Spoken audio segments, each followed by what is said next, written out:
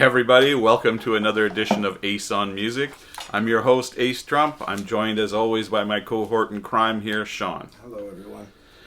So, I thought this week we could talk about something that's been filling the media over the last few years quite a bit, and that is this whole thing about big-name artists, well, not even just big-name artists, artists in general, selling the rights to their catalogs to various investment groups for staggering sums of money. You've probably heard some of the big deals that have happened lately, like I think Dylan got somewhere in the neighborhood of $400 million for his, or Springsteen was around $500 million. I mean, just staggering sums of money. So the one question that a lot of people bring up to me when they know that I'm in the music industry and I work on this sort of thing is they ask, well, why is this happening now? Like, why is it all of a sudden all of these investments are happening at this point in our history? Why haven't they been happening in the past? So I thought we could talk a little bit about this and kind of throw a little light on the subject. So the first thing that I'll say is it's not something that's new. It's been going on for a while. I mean, probably the most famous one that I think almost everybody knows about now is when Michael Jackson, a number of years ago, managed to acquire the vast majority of the Beatles catalog. And he paid, I think at the time he paid about $10 million for the rights. And it has subsequently gone on. I think they sold the first half a number of years ago for about 100 or 150 million. And then after he passed away, the family sold the balance to an investment firm for about $750 million or something like along those lines. Yeah, I think Michael Jackson bought it for 47 or 42 million. Well, there you go. And you know, outbidded Paul. Yeah, there was a lot of due diligence he did on his behalf, and actually it was Paul who even clued him into doing things like that, because Paul Mccartney is famous for investing and buying other music catalogs that have fallen out of copyright. This is not really the same thing that's happening these days, because these aren't like free-form copyrights that are just floating out there waiting for somebody to snatch them up. These are deals that these artists are entering into, and they are they're making these deals full knowledge that, you know, they're selling off the future rights to their music for, you know, this sum of money. So, you know, It is a very different thing than the Beatles thing. I mean, I remember when that Beatles thing happened, there was a lot of backlash, especially from the fans, towards Michael Jackson, saying like, hey, you kind of stole that. Right, well, yeah, you outbidded Paul for it. You know, originally him and John created this label called Northern Music. So they figured out how to get around the loopholes of owning their own music. Mm-hmm. But that got bought up by ATV or AMV, or I don't remember and then Michael Jackson, during a Say video, That's right. They had the conversation, and he clued Michael on how to do that, and he bought it out of him. And Paul McCartney was able to get his music back. I think in 2016, he only was able to pick up 32 songs of his earlier songs. And he's not able to get any of the later songs until almost 2026. And John Lennon, his songs that was written, him and Yoko had to go into court with Sony, and she's not able to get the rights to Lennon's songs until 7 years after his death. Wow. So she won't. Her family won't get that until 2050. It's crazy. Think about. Well, again, those were unfortunate circumstances as far as I'm concerned, but that's not what's happening in these deals today. In these deals today, people are selling them against future revenue, and these companies that are investing in them are banking that in the long term they're going to make much more money than they're paying the artist up front. So the question presenting us today is, why is it happening now? So there are several sort of mitigating factors at play here. The first one is the advent of streaming. Streaming, as you know, entirely a digital process, and as a result, it's very easy to track exactly what royalties are due based on streaming. We know exactly how many tracks were played and how much money is paid in. So it's not like the old days where you had to more or less trust people or labels where things were being licensed out or whatever to report properly. And of course, the literary world is filled with horror stories about labels basically screwing artists over and under-reporting royalties because they can, and the cost of auditing and that sort of thing was so prohibitive that most bands could never ever do it. So they just more or less had to trust the label and what the label was saying. So there is that, and another big factor involved here right now is the fact that interest rates are very low right now. So how does that affect it? Well, it's kind of like this. Obviously, if you're going to make an investment in anything, whether it's a bond, or a savings account, or an investment in a physical thing, or even an intangible thing, like an intellectual property, like publishing, it is that you need to make more than just putting it into the bank or something like that. So, because interest rates are so low right now, the money that they invest in an artist stuff is going to pay off more right now than than if the interest rates were higher at some other point in history. So it's kind of like if you have a bond. Let's say that you had a bond that was going to pay you 10% interest, and say it's a $100,000 bond. So after a year, you make $10,000, and so after 10 years, you've more or less made the amount of the bond that you invested originally. And then after that, you're making even more. So when you talk about a catalog of music and publishing, we're talking about an artist who has created something that didn't cost them anything. Like if you write a song, you wrote a song. Obviously, it's your intellectual sweat and effort that went into it. But in reality, it didn't cost you physically any money to write this song. So if you're an artist who has a catalog that generates revenue, like you're an artist like, say, Bruce Springsteen or the aforementioned Paul McCartney or whoever, every year, let's say your catalog generates $100,000 in income a year, for lack of a better figure. So if a publisher came along to you and said, okay, we'll give you, instead of you waiting 10 years to get $1 million, which would be 10 years times 100,000, we'll give you $1 million right now, today. And in exchange, you give us the rights to your music.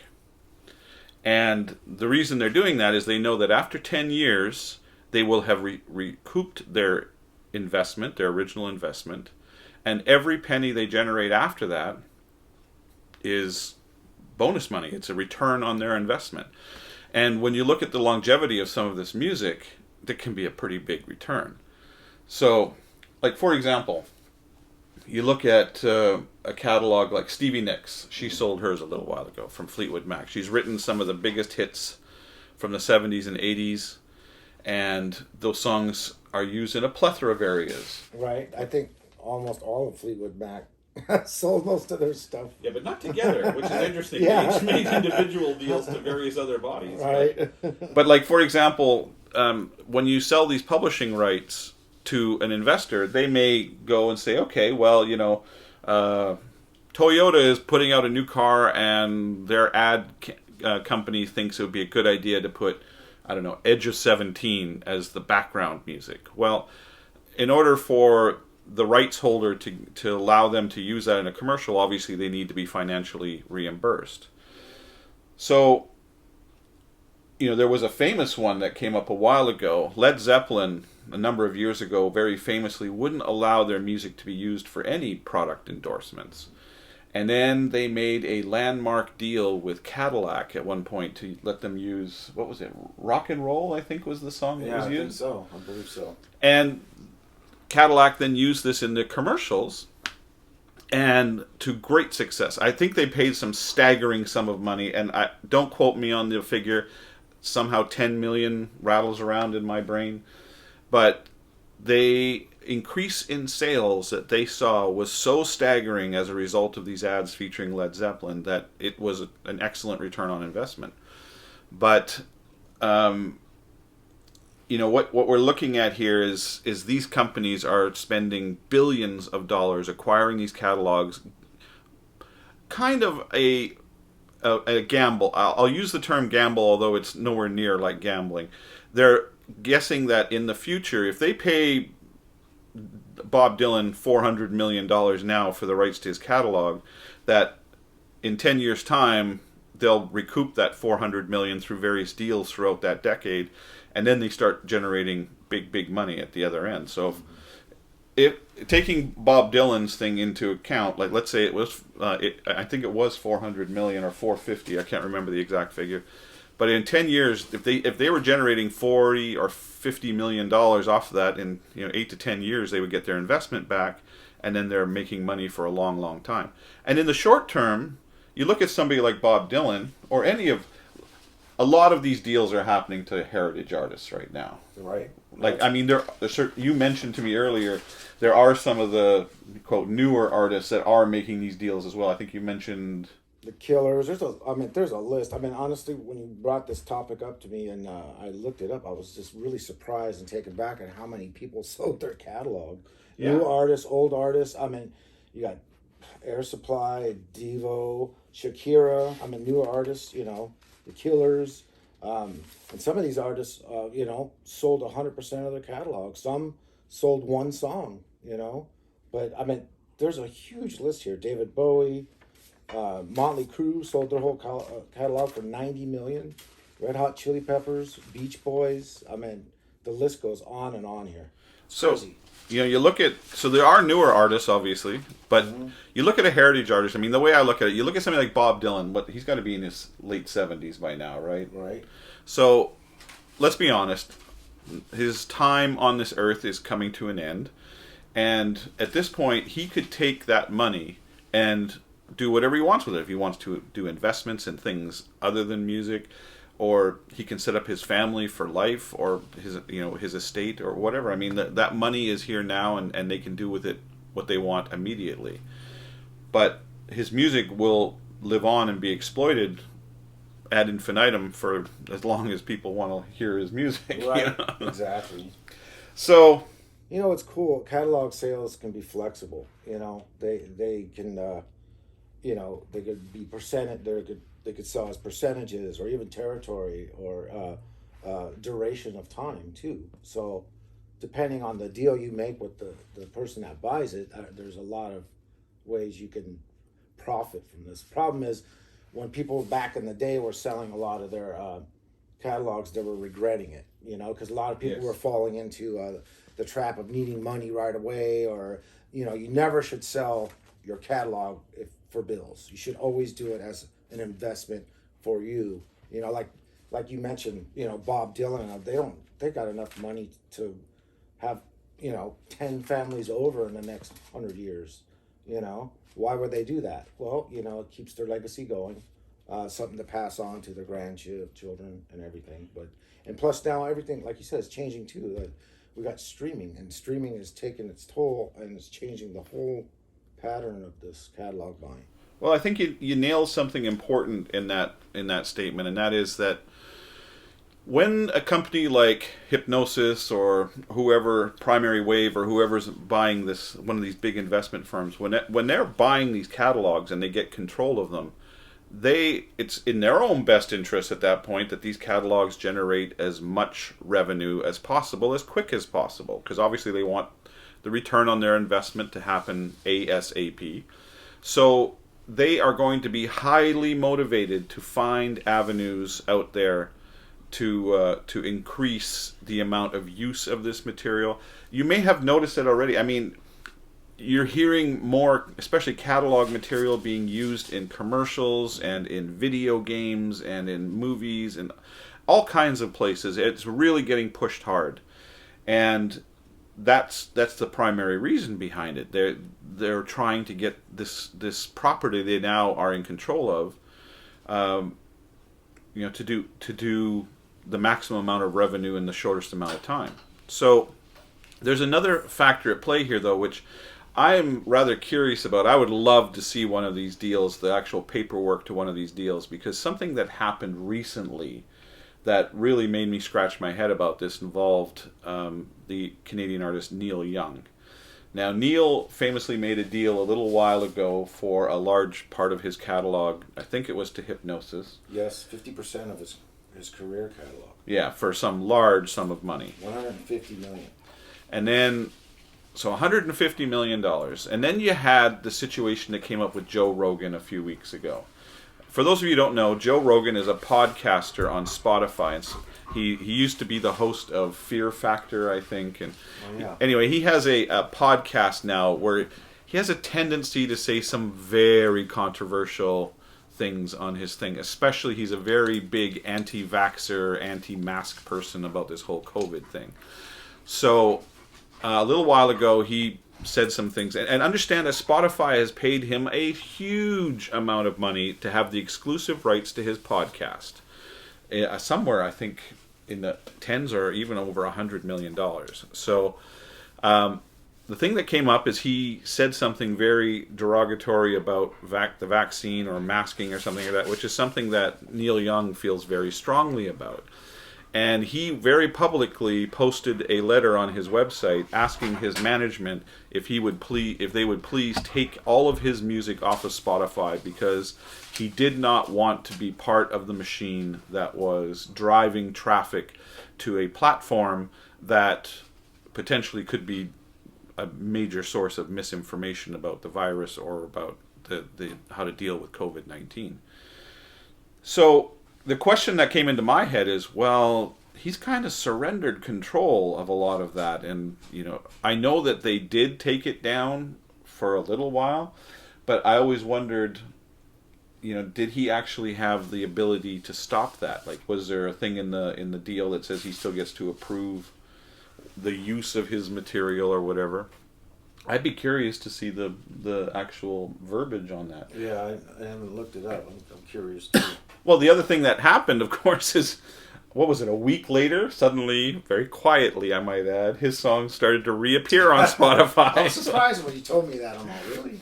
All that for that? Yeah, I mean, and there was nothing said, so I don't know what happened. Obviously, and Joe Rogan's podcast is still on Spotify, so it's not like the scenario changed. But I wonder how much of that was rooted in the fact that, there's a lot more people at play with this particular topic than just Neil himself. So right. I think that it is. I would think that there's a some kind of a proviso in there, because obviously, like, for example, I know that some of my artists, they don't want their music used in certain contexts. Obviously there's constantly the problem that you hear about during certain political campaigns using various music, and maybe the artist has very different political point of view than theirs, and so they get pissed off. Like, what was it? I can't remember what artist it was, but Donald Trump was using their song and he was not happy about it. But was it Styx or no? It was one of those classic rock bands. It doesn't matter, but yeah. I have to wonder how much control that these artists giving up about the veto power on that sort of thing, because at that point you have a fiduciary responsibility about the investment and to the investors as well. Mm. And then, of course, there's the idea of what products. I mean, if you are, say, a vegetarian as a songwriter, and some big meat manufacturer wants to use your song, or some company that deals in meat that might, I can't imagine Paul McCartney, for example, ever giving the rights to his music or anything involved with, the slaughter of animals or anything like that. He's always been a huge vegetarian guy, right? Oh, animal lover. I mean, for as long as I can remember, I mean, him and Linda were huge animal activists, and she was a huge part of the community with animals in the areas, and she was vegetarian. I mean, the whole family was vegetarian, I believe. And I have a friend who used to tech for us in in Thin Lizzy, and he used to be McCartney's tech. And he told us that when they play venues with McCartney, he actually stipulates in his rider that even the couches and the furniture in all of the rooms cannot be covered in material that's derived from animals in any way, whether it be leather or things like that. So he's pretty hardcore. So I can imagine that if somewhere down the road he made a deal for his catalog, that he wouldn't want, Burger King or something advertising their new Whopper using one of his songs in the background. It just would be, totally against it. But. Right. I had a couple questions. Sure. Okay, so just say, let's go back to what we call mechanical royalties, right? Mm-hmm. Maybe you could explain that to people. But what I was going to get to with that is that, just say John Lennon and Paul McCartney wrote a song, and half the catalog was John Lennon, half the catalog was Paul McCartney. And John wanted to sell his stuff, but Paul didn't want to sell his catalog. But there's mechanical royalties, right? So John could sell his part through a mechanical royalty, right? And then they could use it for his part of a catalog. How's that work?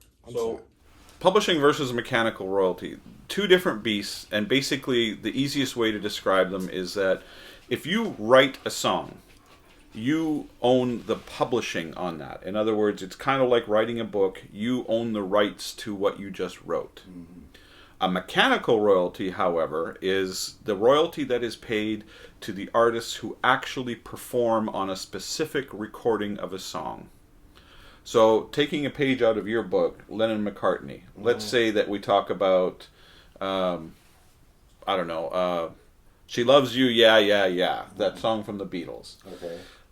Let's say that McCartney and Lennon had a 50-50 split on the publishing. Well, that means that any publishing revenue from that is going to generate them half of the money to John, half of the money to Paul. And what I mean by publishing is, everybody knows about cover songs. So if Lennon and McCartney do She Loves You, Yeah, Yeah, Yeah, and somewhere down the road, say, the Foo Fighters decide to do their own version of She Loves You, Yeah, Yeah, Yeah. So they have to pay the publishing on that song for whatever they've recorded to Lennon and McCartney. Now, that's what publishing is. Now, the mechanical would be is, let's say that you're an advertiser and you decide to use that song in your ad for your supermarket chain or something like that. Well, there's a kind of a two paths that you have to pay. You have to pay then the publishing to the people who wrote the song, and you have to pay a mechanical royalty to the individual artists who performed on that actual track, on the actual recording that you are going to use. So that's why you sometimes hear various outlets use re-recordings of songs, because they don't want to pay the mechanical rights to whoever recorded the song in the first place. Mm-hmm. A lot of my artists won't allow that sort of thing. They don't want their songs to be re-recorded, and obviously you have to suddenly police the integrity of the song, and it's just a big nightmare. But yeah, it's kind of a two sides of the same coin: publishing and mechanicals. Okay. So the mechanicals that Lennon and McCartney own, in the case of She Loves You, they would own 50% each of the publishing if they wrote it together and they decided that was the split. But it was the actual four Beatles, John, Ringo, George, and Paul, who actually recorded that song. So the mechanical royalties of that would be split four ways. Right. Because each of them would get a quarter of it. But of the publishing half, Ringo and George would get nothing, because they didn't write the song. They didn't have any writing credit on it. Make sense? It does. I was just curious on how that worked through selling it to someone that wants to buy a catalog. Like, how would that work? Well, your percent, whatever songs you have a percentage of, they're yours to do with what you like. So yes, you can. A perfect example is what we talked about a few moments ago, which was the Fleetwood Mac situation. So here you have, especially in the case of Lindsey Buckingham and Stevie Nicks, who wrote together on many of the biggest hits for Fleetwood Mac, but they have made 2 different deals for their catalogs.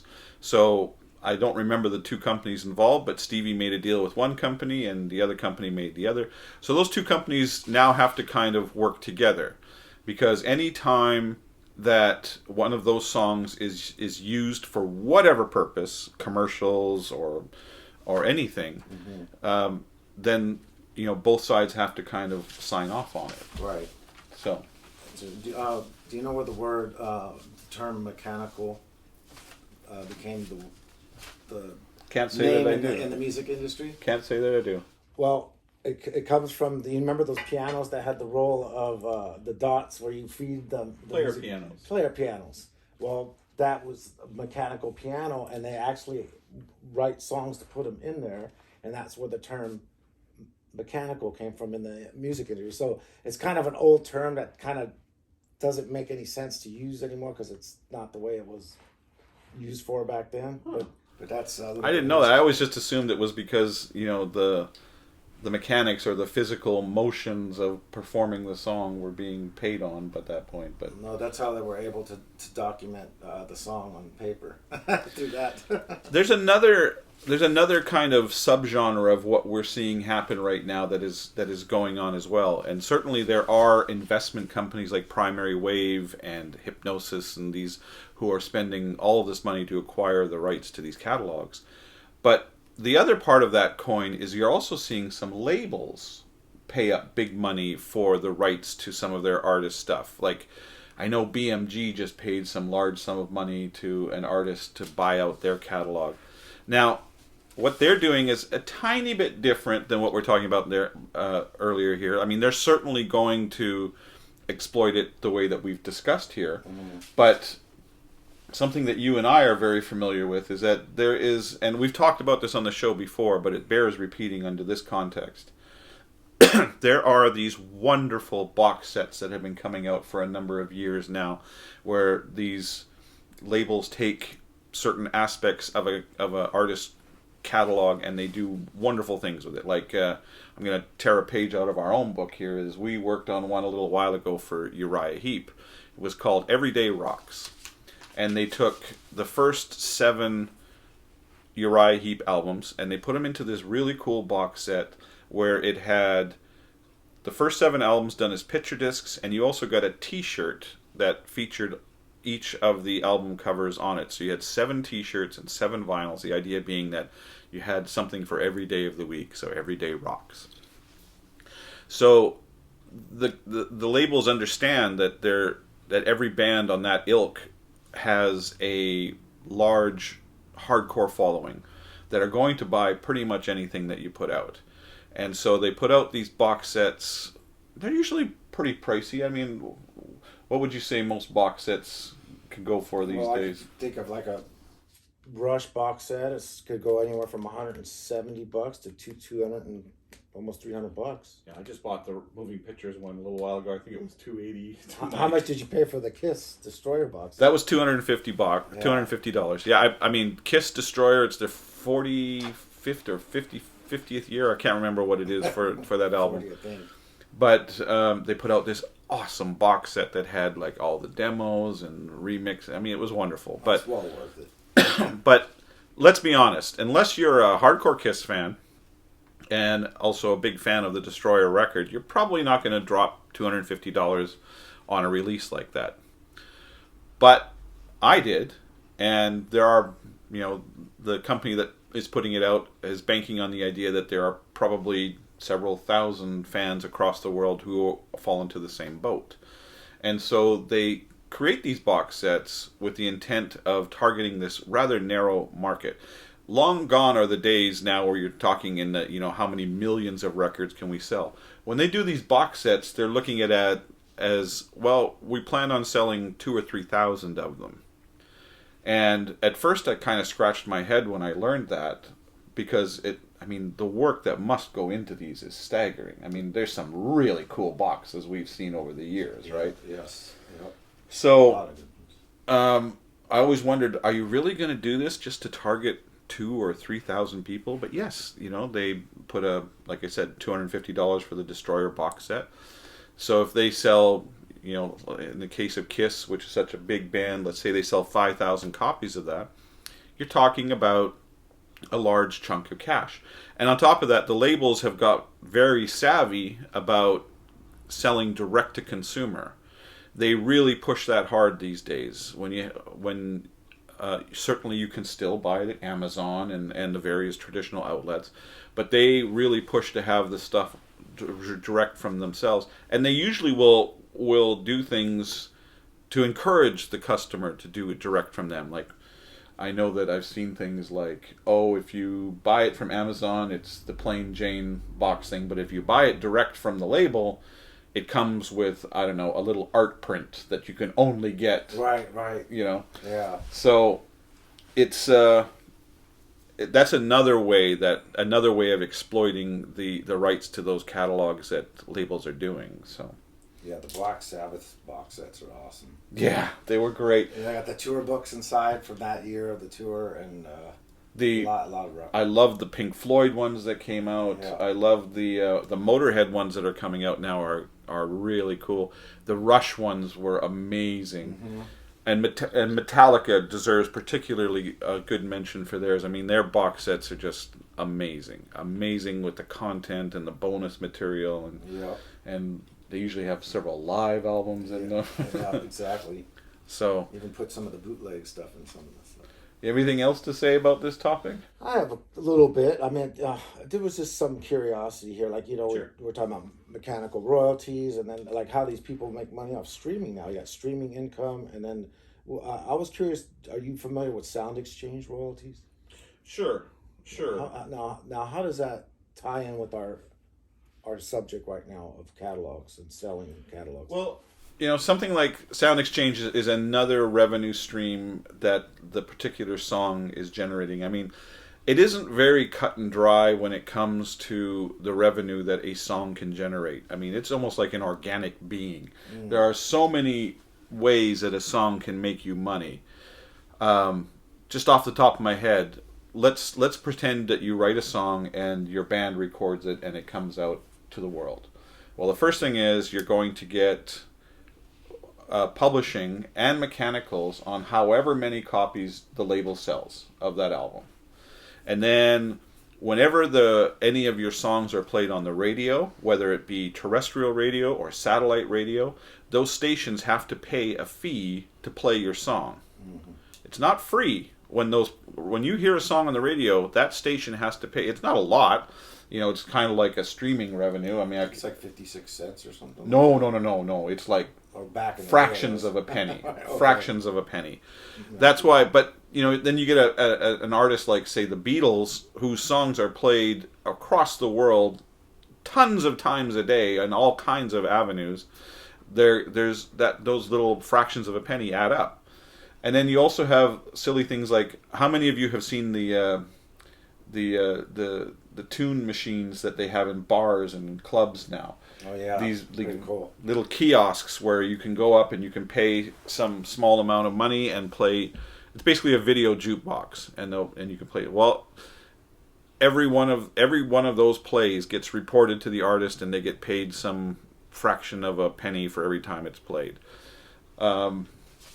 If the song is used in a commercial, if the song is used in a film, I mean, that can get really lucrative. I mean, I've seen some deals for a song in a movie or a TV show that just generates staggering amounts of money. Like a good example is there's a popular show on Netflix right now called Cobra Kai. It's the takeoff of the Karate Kid, and like 30 years later or whatever.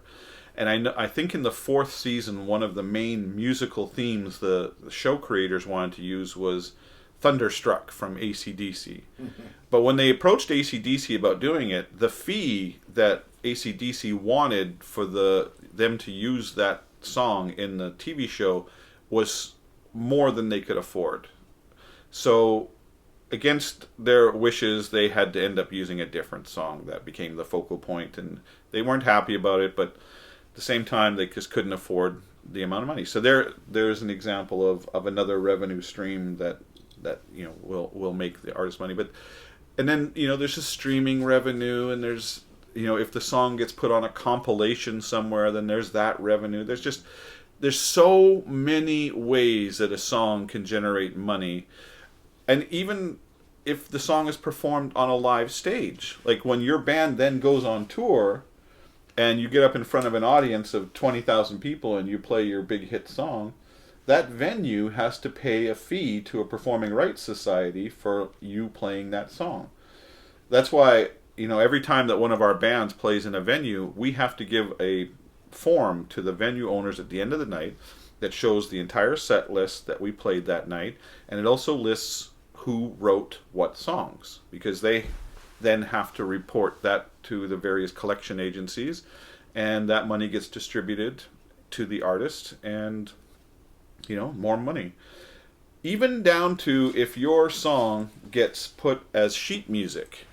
If you walk into a music store and you want to buy the sheet music for She Loves You, well, Paul and John are going to get some money from that every time. I mean, it's staggering the amount of avenues you have to potentially exploit a piece of music, which is why companies like Hypnosis and Primary Wave and etc. are buying up these catalogs, and they have assembled large teams of people around it to say, okay, we have this property, we have this thing, let's go out there and make some money. Right. I look at music, like you were saying earlier, it's like a hybrid of bonds and artwork. It is. Because you got a Picasso painting that's worth millions, right? And it's always going to be worth a lot of money. It's just because of the way it's created, Just like music, it's going to be worth something eventually. How do I say that? Like with Hypnosis, for example, they're paying staggering amounts of money for all these artists. And I was looking at this list, and they've been buying out a lot of bands. And I just, how are they going to get their money back? I guess it's all on how you use the catalog as a tool to make money, right? It's like there's going to be different formats eventually. We're going to have 10.5 or something. You know what I mean? So they're going to be able to release Dark Side of the Moon 20 times over again for a different format, and they will. Yeah. I know, right? Bubble sound. Now, there is one thing I want to make clear from the example you gave a moment ago, because it's an interesting point that you made without realizing it. You talked about having this, Picasso on the wall. Yeah. Now, let's say that you bought one of Picasso's paintings and it cost you, $20 million. And you have it hanging on your wall. Well, the problem with that is, for that $20 million, you bought the right to own the original painting. And that is it. You can turn around and sell it to somebody else, and if they were willing to pay $50 million, then fine. Then you've made $30 million or whatever. But, however, you do not have the rights to exploit that image. In other words, let's say that you own that Picasso, and Christian Dior wants to use that painting in the background of an ad they want to push one of their products on. That's not up to you. That is up to Picasso and whoever and his family, or whoever controls his estate, because they have the rights to that picture. You only own the physical painting. That does not give you the rights to it. Whereas what companies like Hypnosis and Primary Wave have done here is they've actually made a deal for the rights to these songs, and they then can go out there and make money with them. Interesting. Very interesting. Anyway, I hope that enlightens you all a little bit to what's going on behind this big acquisition these days. I know it was a little more of a diatribe than we usually talk about here, right. but it really is a complex subject, and we're only just seeing the beginning of it. You're going to see a lot more of this. I mean, it seems like almost every day you're reading about new deals that are made. And you mentioned David Bowie recently made a deal for his. I think there was something that bears a bit of a conversation here, just because it was such a unique thing at the time. And I don't know if you remember this. Do you remember a few years ago about Bowie bonds? No. Well, I don't even... he's a pioneer in this, David Bowie. And a number of years ago, he made it very clear that he was going to sell these things called Bowie bonds. It was basically you were investing in the future success of his music. You could buy these, what amounted to almost like a stock, buying a stock in a company. You would buy a stock in David Bowie, and then you would get return on if his album, the next album, or whatever albums were covered by this Bowie bond, you would make an investment back on this thing, which could potentially, I mean, David Bowie, he's written so many huge hits over the years. The guy could do it again. Mm-hmm. And, you know, it's like investing in any company. You're taking a bit of a gamble. But Pioneer, that was something that, you know, at the time, I don't think most people took it very seriously because, let's be honest, it had been a number of years since David had had any real big hits or anything like that. And it looked more like a fancy thing for a fan to own, like, oh, I've invested in David, you know. So are those worth any money now, or not as far as I know. I don't even know if they still exist, or when do they do that? What? That was When did he do that? I'm not sure the exact date, but it was in the last 20 years or so. Oh, okay. He was definitely on the cutting edge of that. But now, of course, he's made a deal. Well, his estate has made a deal for his catalog. But then, you know, there's another aspect here that we could talk about with an artist that you are very enamored with, and that is Prince. Yes. Here you have a slightly different ball of worms, and that is that Prince very famously was a very prolific songwriter and song recorder. I mean, after his death, it was reported that he had, I don't know, hundreds of songs that he had written and recorded. Thousands. That had just sat in his vault. He wrote them, recorded them, and never did anything with them. He's got whole albums that he decided he didn't like it anymore, and he just vaulted it. Yeah, and then Prince also is very famous for writing songs. He would never restrict himself to a specific genre, and so he would sometimes write songs specifically for other artists. I mean, he's written some of his biggest hits were hits for other artists. You know, like he did that one song for the Bangles, right? Yes. Which one was it? Was it Manic Monday? Manic Monday, yep. Yeah, Prince wrote that. They just released an album with all the songs he did by famous artists that he wrote for. See what I mean? So there again is revenue that his estate's going to be making, because when the Bangles put out a greatest hits album, or when they get on stage and they perform Manic Monday, you know, the money keeps coming into Prince because that's his song. Yeah. And the same thing with Paul McCartney. How many people have covered Beatles songs over the years? I mean, it's crazy. And so all of that is revenue that he is generating, and Lennon's family is collecting. I mean, there's a reason that Paul McCartney is a billionaire, okay? There's a reason. And that's even without the catalog that Michael Jackson managed to usurp from under them. Right.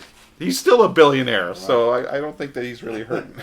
I have a funny story. When I was working for a moving company, I moved Tommy Shaw from Styx into his new house. At that time, I was like, I don't know, 91 or 2 or something. Anyway, we were going down the hallway, and he's explaining what he wanted moved in his studio and everything, and I didn't know who it was at first. I'm walking down the hallway, and these platinum albums, right? And I'm like, oh, okay. I finally realized it was Tommy Shaw. I'm like, oh, okay, Tommy Shaw, big deal, right? I was like, okay, really cool. But I saw platinum albums presented to Tommy from Prince. I guess Prince wrote songs for Tommy. Wow. So, but a lot of the stuff that people write and give song rights to people, I realized that sometimes they don't even take credit for it. You know, they say, okay, here, you know, they do it for whatever reasons, you know. Well, it only makes sense if you think about it in the big picture. I mean, somebody who has that rare talent of how to write a great song, they're gonna. Why restrict them to one genre? I mean, like, obviously, you take somebody like, I don't know, James Hetfield and Lars Ulrich from Metallica. Mm-hmm. There is that term, is it a Metallica song? Well, obviously, Metallica has a certain sound and a certain style, and you're not going to hear a lullaby come out of them. I mean, it's just not something they're going to do. But at the same time, in my opinion, a great songwriter is like a great chef. You wouldn't force them to cook only one cuisine for the rest of their lives. So it only makes sense that if they wrote a song that isn't applicable for their own use as far as the band that they run, then give it to another artist to record and exploit, and you still make all this money from the publishing. So yeah, I mean, and Prince was a pro at that. He would write, I mean, some of his biggest hits obviously were songs he did for others. I mean, Nothing Compares to You from Sinead O'Connor, Manic Monday from the Bangles. I mean, can you remember any of his other big ones? Yeah, there's a whole album of it right now that just came out, and I can't even think of the ones that you just mentioned. Well, there you go. I mean, there's a ton of them, and he's written for many people, and other artists do the same. Who they write, and there's also a bit of a fan thing that goes on. Like sometimes an artist writes a song specifically for another artist because they want to kind of see if they can write a song in that, in that mold, and it ends up becoming a big hit. So, yeah. Anyway, that's about the name of that tune. Was there anything else you wanted to cover? No, I think I'm good. All right, well, then that's the story of what's going on with music publishing this day, and Boomer's here just coming to remind us that it's time for us to pay attention to him. So in the meantime, thank you very much to Sean for joining in on this really cool little discussion. I want to thank all of you for your continued support. And Boomer likes to thank everybody. Yeah, he's playing with his squeaky toy to tell you how much he appreciates your support. We're always looking for feedback. I would love to hear from you. acetalksmusic@gmail.com, or leave comments below whatever app you're listening to or watching this podcast in. We also have an after-hour show where we talk about some fun things, and that's on the Patreon platform. There'll be a link at the end of this video that tell you how to get to that. But in the meantime, everybody stay safe. Shows are starting to happen, but don't forget, we're still in a world of COVID, so don't take your own health for granted. So in the meantime, we'll see you next time.